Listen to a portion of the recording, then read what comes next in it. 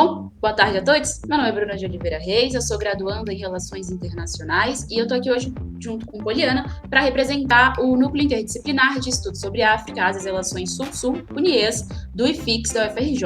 Dentro do NIES, a gente tem um projeto de extensão chamado Diálogos Sem Barreiras, uma ponte para a utopia, com a professora Beatriz Vício como coordenadora, né? E eu estou aqui como apresentadora. Eu sou uma mulher negra de pele clara, com cabelo black, com mechas loiras solto, tenho um piercing ferradura no nariz, estou usando uma blusa de gola alta cinza e meu fundo é um fundo branco com um quadro de mulher negra no fundo.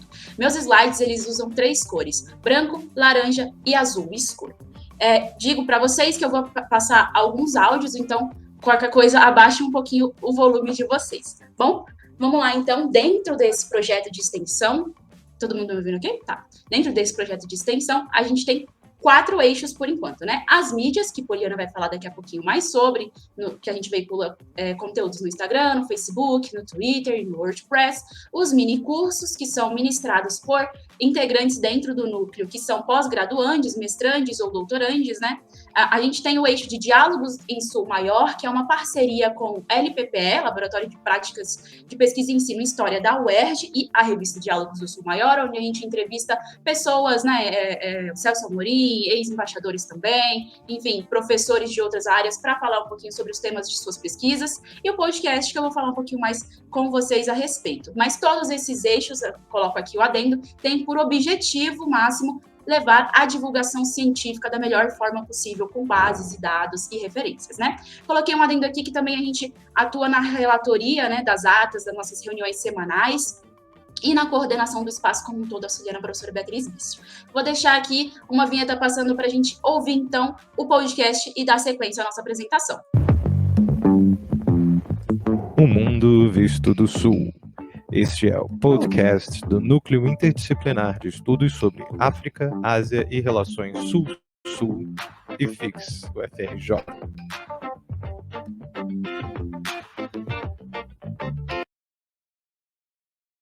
Bom, então, em todos os nossos episódios, a gente coloca sempre essa vinheta para dizer que a gente é veiculado ao IFIX. Aí você pode me perguntar, Bruna, como é que funciona, né, o podcast, como é que ele é feito? Bom, vou falar especificamente o Mundo Visto do Sul, né? A gente tem alguns passos a seguir. O primeiro deles é o levantamento de temas relacionados ao nosso guarda-chuva central, para manter a organicidade do núcleo, né, da política internacional como um todo. E aí a gente chama entrevistados, pessoas para falar um pouquinho sobre as áreas de pesquisas delas dentro desse guarda-chuva geral, e a gente, depois de aprovado essa pessoa a ser chamada, faz uma elaboração de um roteiro, né, para pensar, então, algumas perguntas que podem surgir, né, na hora, claro, surgem muitas outras perguntas, porque a pessoa vai respondendo e vai entrando em outras áreas, mas a gente sempre tem um roteiro padrão para a gente conseguir avançar com a nossa entrevista. Bom, a gente faz a gravação, então, dessa entrevista, e depois disso a gente faz o tratamento e a edição do áudio, que daqui a pouquinho eu falo para vocês como é que a gente faz. Mas depois do áudio tratado, bonitinho, com música de fundo, a gente hospeda esse áudio numa plataforma chamada Anchor, né, que gera o nosso feed RSS. Meu Deus, o que é isso? O feed RSS é o Rich Site Summary. É como se fosse uma nuvem em que a gente hospeda esses dados, em que a gente hospeda esse áudio para ele distribuir para as plataformas, para os consumidores finais. Ou seja, a gente não hospeda diretamente no Spotify, a gente hospeda no Anchor, para o Anchor lançar no Spotify.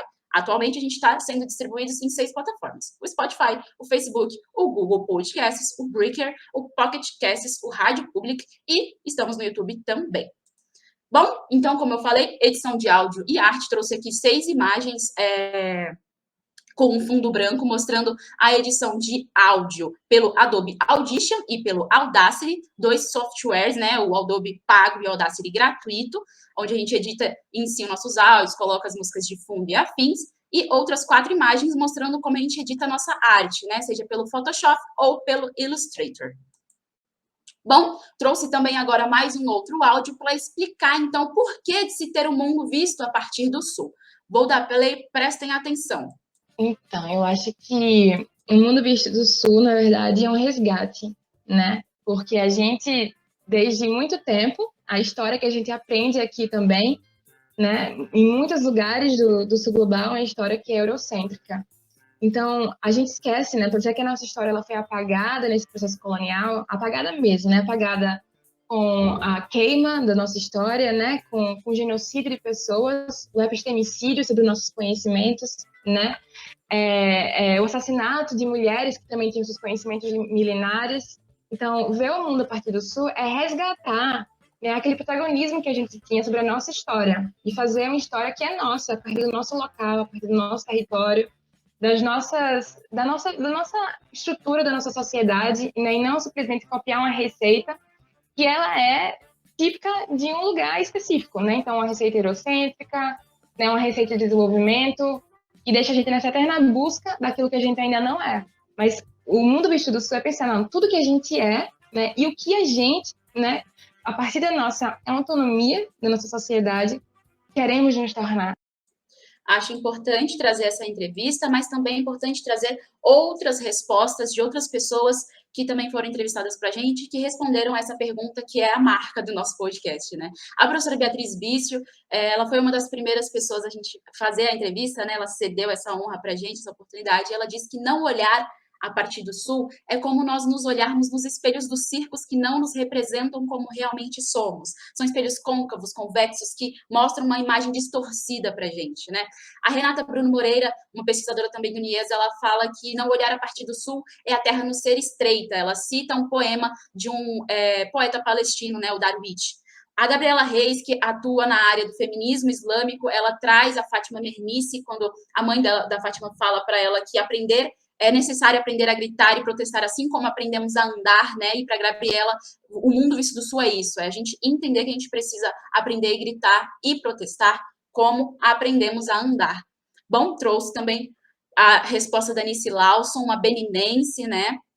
Africana por nascimento, enfim, em que ela fala que o mundo visto do Sul é saber que nós também precisamos existir enquanto ser humano com dignidade. O Eden Pereira, um membro do NIES também, ele fala que o mundo visto do Sul é a gente entender que temos uma potencialidade e que precisamos enxergá-la. Bom, trouxe, por fim, juro que já estou acabando com as pessoas, eu acho importante ressaltar essas respostas para a gente entender, né? Igual a Mayara Abraão fala que o mundo visto do Sul é entender que a gente não pode deixar quem está no topo ficar confortável. Eu trouxe a Carolina Soares, que acabou de falar, que vocês ouviram, junto com o Céu Nunes, falando que o mundo visto do Sul é um resgate, né? É resgatar o poder de criação e olhar pelos nossos próprios olhos.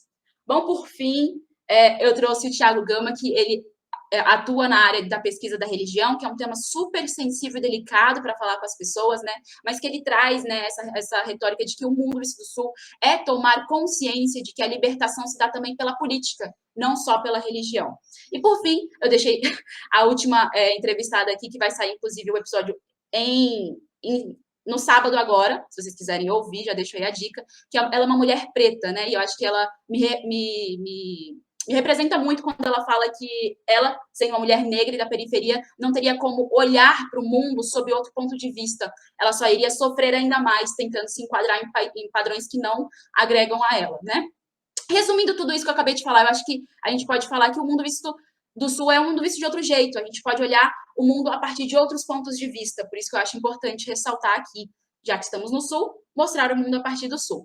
Bom, juro que está acabando, vou parar de tagarelar, mas a gente tem atualmente no podcast 5 séries sendo veiculadas. Uma delas é entrevistas, como eu falei para vocês, onde a gente chama professores, pesquisadores, doutores no geral, para falar sobre seus temas de pesquisa. A outra série é o Projetando, né, que entrevista pessoas que já passaram ou se encontram no núcleo, ou ainda foram orientantes pela professora Beatriz Bício. Inclusive, essa série foi veiculada na Rádio UFRJ em 2021, mas daqui a pouquinho a gente fala mais sobre isso.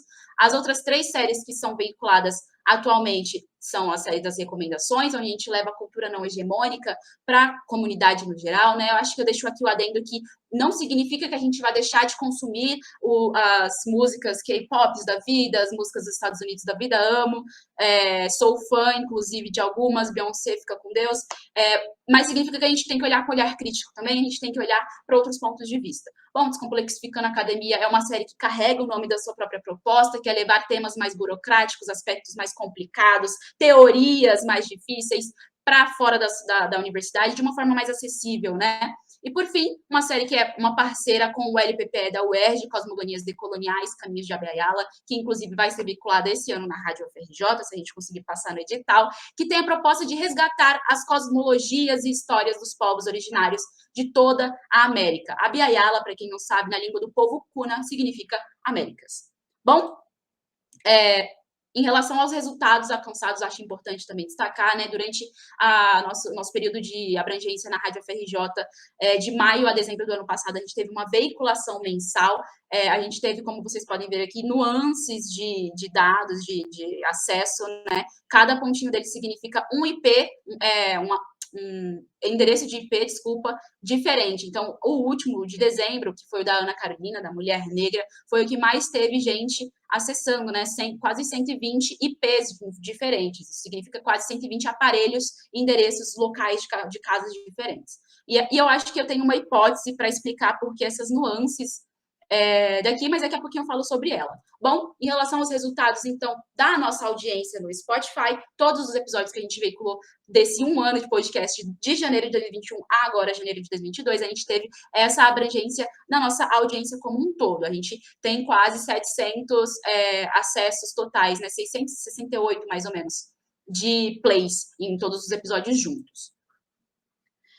Bom, tem uma diferença entre o perfil de ouvintes e o perfil que a gente queria atingir, né? Mas o perfil de ouvintes que a gente atingiu, 54% são mulheres, entre 18 a 22 anos, mas também tem um número crescendo muito, né? A faixa etária de 28 a 34 anos tem subido na nossa grade de perfil de ouvintes, e eu acredito que, enfim, pessoas de mais de 60 anos também começou a subir, querendo ou não, por mais que tenha só 2%. Bom, alguns dos nossos objetivos inalcançados. A gente não conseguiu atingir um público que está fora da universidade, né, fora da academia, de uma forma maior. Então, a gente está pensando em projetos já para esse ano, para ver como que a gente consegue levar esse outro ponto de vista, esse mundo visto do Sul, para outro lugar que não só para a academia, né? A gente tem 21 episódios publicados no total, e aí vale o adendo de que no começo a gente começou com produções quinzenais, mas acabamos passando para produções mensais, e eu acho que é por isso, então, a minha hipótese de baixa na nossa audiência lá da Rádio FRJ, como mostrei para vocês, a nuance que a gente teve naquele gráfico em barras, né? Por fim, acredito que um dos objetivos também não alcançados foi, no começo, a redistribuição das tarefas, porque a gente tinha 8 pessoas no começo, depois ficou somente eu na liderança do projeto, ficou muito cansativo, foi uma sobrecarga de tarefas, e agora, graças a gente estar com 5 pessoas aí para dar um andamento melhor para o nosso podcast. Bom, juro que está acabando. As nossas ideias para o futuro dentro do podcast, e não só dentro do UNIAS como um todo, porque o UNIAS, como eu disse no começo, são várias áreas para além desse projeto de extensão, mas de qualquer forma, uma das ideias para o podcast é fazer animações no YouTube, né? Eu acho que as pessoas gostam de desenhos, e fazer desenhos de palitinho mesmo, uma coisa mais simples, menos burocrática, para mostrar essas falas que eu falei agora há pouco sobre por que de se ver o mundo a partir do Sul, né? E colocar essas animações no YouTube. Eu acho que vai ficar uma coisa interessante para a gente conseguir atingir, então, esse público que está fora da universidade. Bom, a gente vai inserir os episódios em outras rádios universitárias, que não só a Rádio UFRJ, para ter um alcance também dentro da universidade, né? E, por fim, a gente gostaria de fazer entrevistas presenciais para a série Histórias do Mundo por Histórias de Vida. O que seriam essas séries? Seria entrevistar pessoas que estão nas comunidades, que estão nas favelas, que estão aí nas ruas, sofrendo com vieses da política internacional, da política interna, por exemplo, pessoas que passaram por situações difíceis na vida durante a pandemia, ou pessoas que tiveram suas vidas interrompidas, suas famílias boicotadas durante a ditadura militar, enfim, acho que aspectos da história e da vida social no Brasil que entrelaçam-se com a vida cotidiana, né?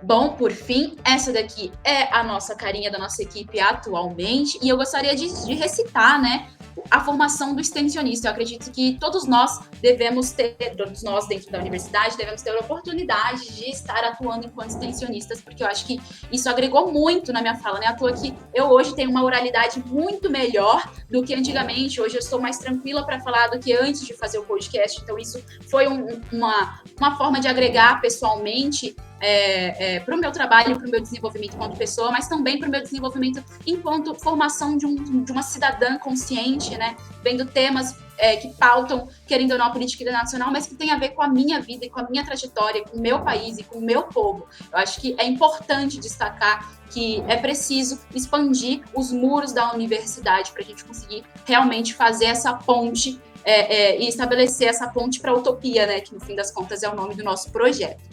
Bom, disse que estava acabando. Agradeço a todos que ficaram até aqui me ouvindo e tudo mais. Acompanhe a gente, acompanhe nossas produções para ver se vocês querem realmente seguir o Mundo Visto do Sul por aí pelo Spotify, o Nias no YouTube, o Nias no Instagram, que é onde a gente mais veicula conteúdo. E encerro a minha apresentação por aqui. Muito obrigada.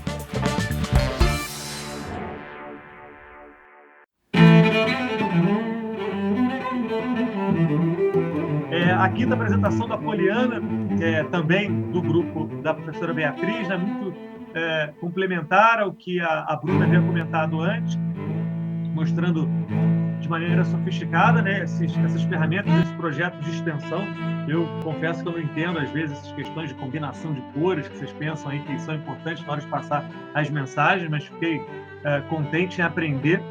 E a minha pergunta, Poliana, que é um pouco relacionada com uma reflexão que eu queria escutar também das colegas da Bruna, né, e das demais pesquisadoras e pesquisadores que vocês estão representando, de que forma vocês olham, do ponto de vista teórico e metodológico, a promoção e a produção dessa extensão, né? Me parece que vocês não estão só interessados em contar histórias que não são apresentadas de modo geral pela imprensa ou pela academia de modo amplo. Vocês estão querendo contar essa história de um jeito distinto, né? E aí reforço sempre a professora Flávia quando nos ensina sobre pós-colonialismo e decolonialidade, como é que tem ferramentas para não só contar histórias diferentes, mas por um olhar e ferramentas diferentes, né? Então, queria escutar até que ponto vocês estão dialogando com autores nesse sentido. Você me contou na tua apresentação que vocês estão aí resgatando uma série de pesquisadores do Sul Global. Queria te escutar um pouco sobre como que essas questões são articuladas ou são pensadas em última escala. Aí, Bruna, se você puder começar. Oi, estou aqui, estão me ouvindo? Sim? Sim. Sim, ótimo. Então, acho que você deu a resposta na pergunta, né, Branco?